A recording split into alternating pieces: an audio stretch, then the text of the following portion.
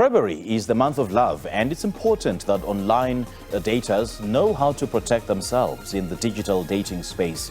From dating to defrauding, catfishing, phishing, and other romance scams are big business for fraudsters.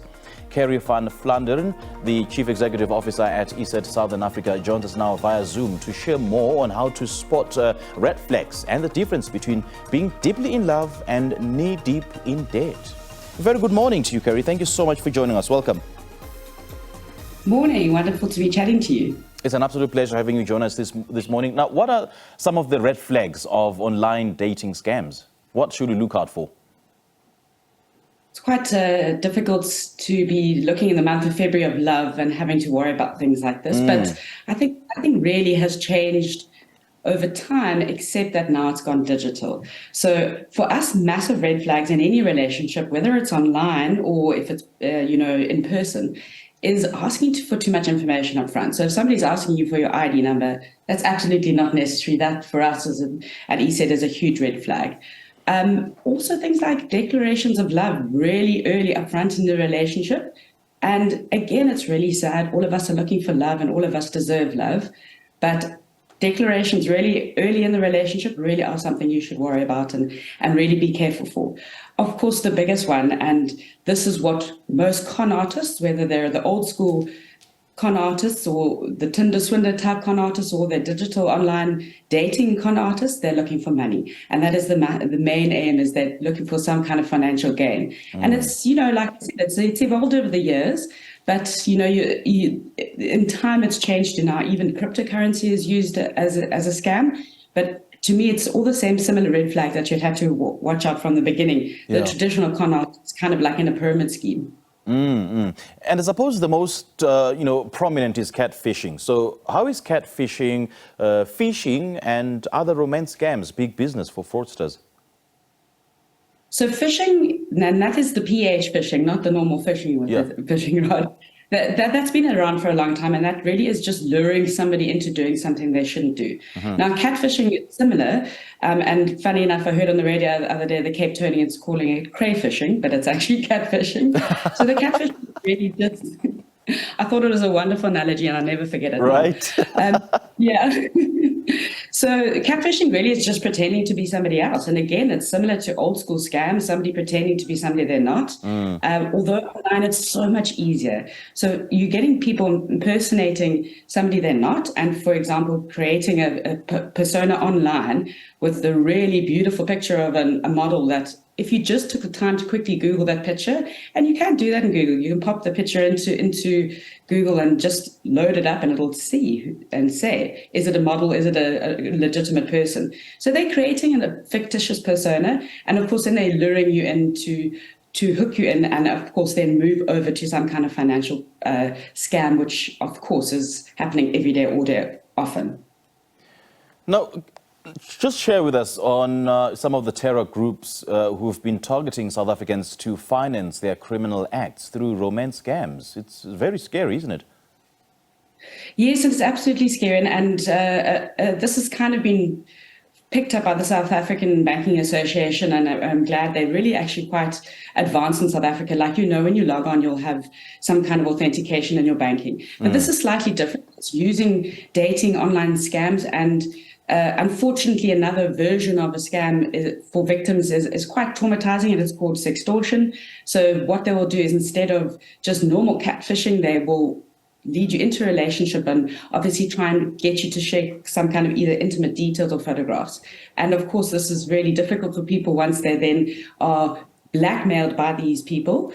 And of course, then they want to pay the money because they don't want that information available in the public. However, of course, they found in South Africa that some of the terror groups are using this money that they make from the blackmail for terror acts, which is really very scary.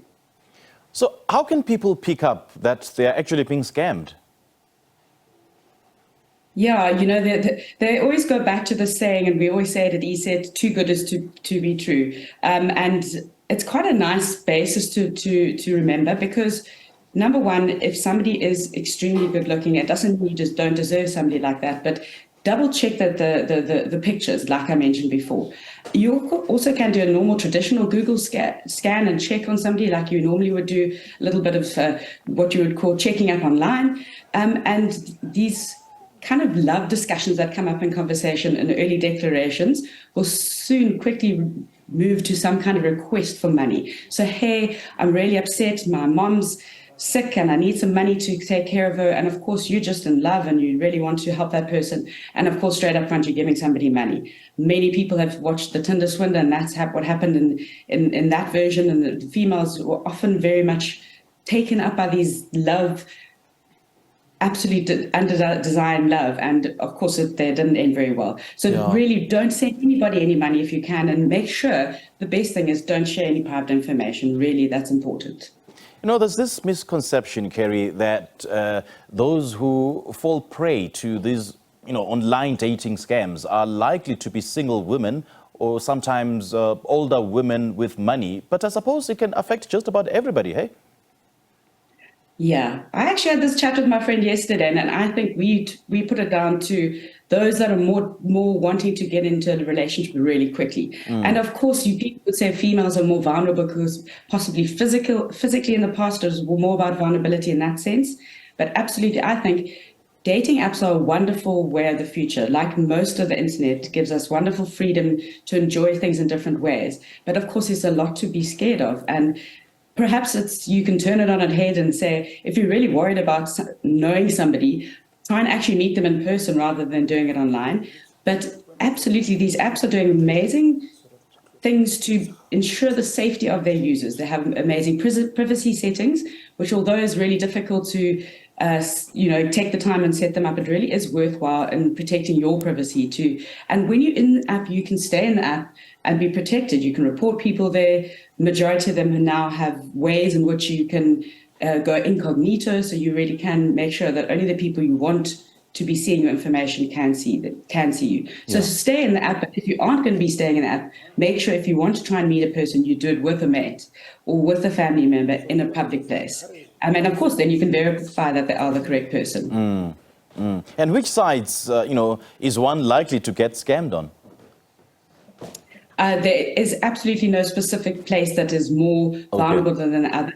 And I think people just need to be wise. In this sort of situation, these victims are being preyed on because they're vulnerable, because they're in a situation where either it's, for example, Valentine's Day and it's a mass love month, or just generally they're looking for love. And just keep your wits with you and keep smart in that, watch out for these too good to be true situations. But just know that you really can have the love you want to without having to give anybody any money. And of course, any private information. I suppose it's very important then to protect your feelings and your finances at the same time. Carey, lovely chatting to you. Thank you so much for joining us.